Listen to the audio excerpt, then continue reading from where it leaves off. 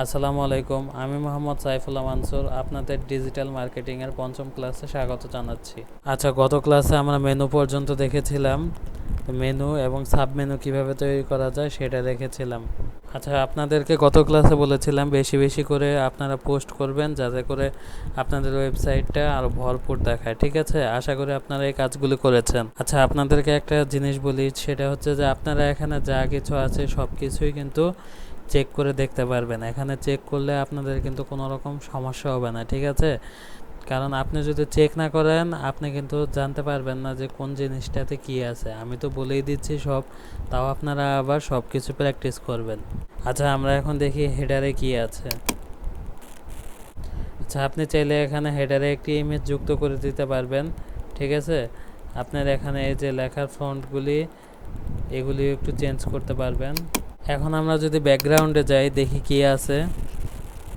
এই যে এখানে ব্যাকগ্রাউন্ডে গেলে আপনি কিন্তু ব্যাকগ্রাউন্ডের কালার চেঞ্জ করতে পারবেন। দেখেন এখানে কিন্তু এই যে সাইডে হচ্ছে ব্ল্যাক কালারটা দেওয়া আছে। ঠিক আছে, আপনি যদি এখানে কালার চেঞ্জ করতে চান, এই যে পাবলিশ যদি করে দেই, আমাদের ওয়েবসাইটে আসলাম, রিফ্রেশ করে দিলাম, এই দেখেন এখানে রেড কালার হয়ে গিয়েছে। মানে আপনাদের কাজ হচ্ছে যে যেই ফাংশনগুলো আছে আপনারা এইগুলি চেক করে দেখবেন, তাহলে আপনারা বুঝতে পারবেন। ঠিক আছে, আচ্ছা এরপরে আমরা দেখব হচ্ছে প্লাগইন।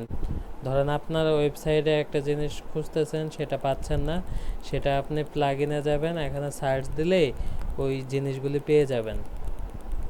আচ্ছা, এই যে ধরেন এখানে কিন্তু আমাদের সোশ্যাল কোনো আইকন দেওয়া নাই, মানে হচ্ছে যে আপনাদের এই পোস্টগুলি কিন্তু শেয়ার এই ফেসবুক, টুইটার বা এইসব বিভিন্ন প্ল্যাটফর্মে শেয়ার করার কোনো রকম অপশন নেই। আমাদের কিন্তু এই জিনিসগুলি অ্যাড করতে হবে। তো এগুলি আমরা কোথায় পাবো?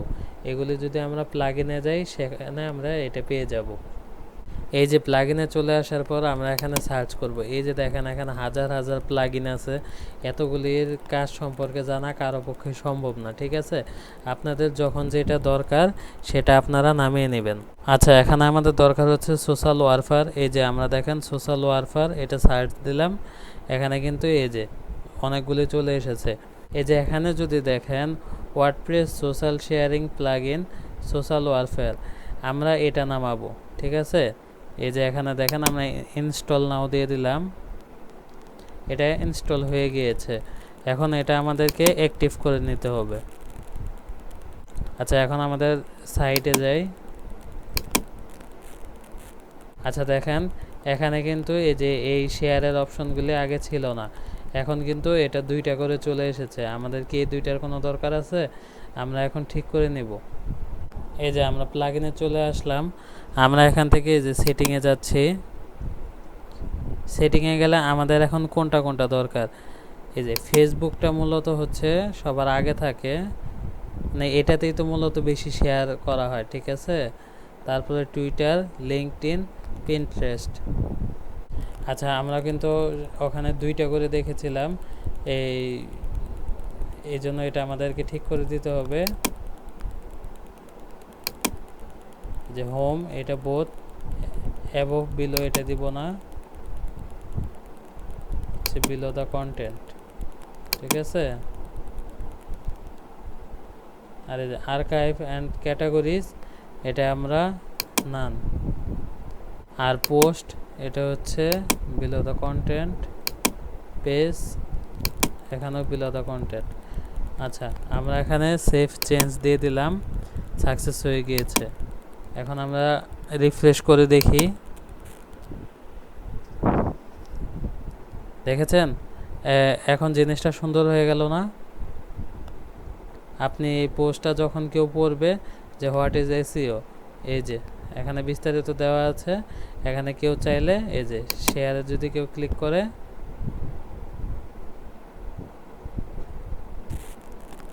এই যে দেখেন এখানে শেয়ার অপশন চলে এসেছে। আচ্ছা, এখন যদি আমরা কন্ট্যাক্টে যাই, এখানে কি কন্ট্যাক্টের কোনো অপশন আছে? এটা আমাদেরকে অ্যাড করতে হবে। এখন আমরা আবার প্লাগইনে গেলাম, অ্যাড নিউতে গেলাম, এখানে সার্চ দেব আমরা কন্ট্যাক্ট ফ্রম 7। এই যে দেখেন কন্ট্যাক্ট ফ্রম 7 এটা আমরা ইনস্টল করে নেব। ইনস্টল করে নিলাম, অ্যাক্টিভ করে নিব।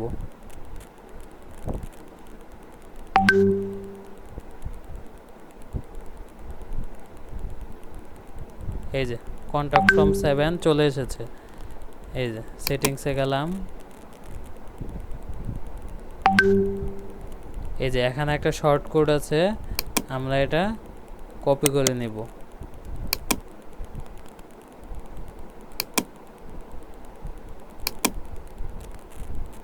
এখানে দেখেন কিছু নাই, আমরা এই যে এডিট পেজ এটাতে ক্লিক করব।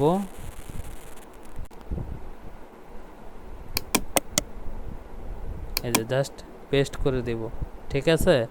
এখন এই যে এটা আপডেট করে দিলাম, দেখি আপডেট করার পরে কি আসলো। এই যে দেখেন কন্ট্যাক্টে ক্লিক করার পরে এই যে your name, email, subject, message optional, এই অপশনগুলি চলে এসেছে, ঠিক আছে। আচ্ছা, আমরা হোম পেজে যদি এখন ক্লিক করি, এখানে কিছু আছে।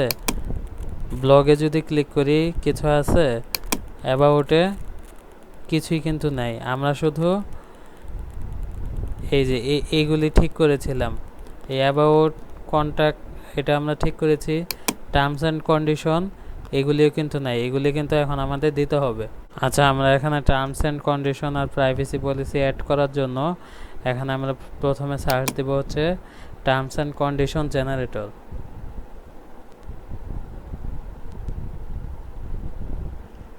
এই যে দেখেন টার্মস অ্যান্ড কন্ডিশন জেনারেটর।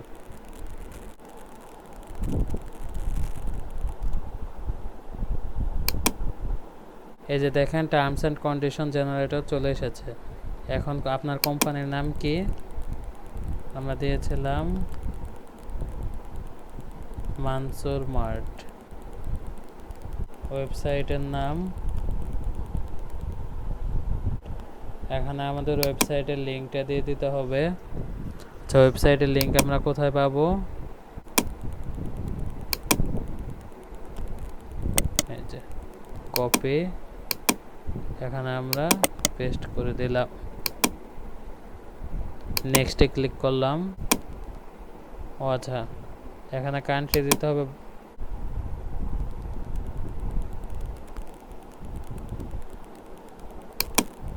এই যে দেখেন আমাদের টার্মস অ্যান্ড কন্ডিশন কিন্তু চলে এসেছে। এটা আমরা কপি করে নেব, কপি,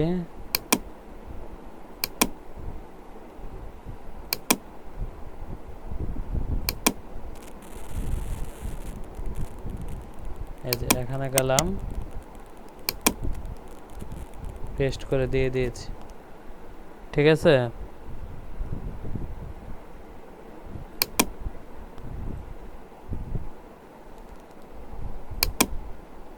এই যে আপডেট করে দিলাম।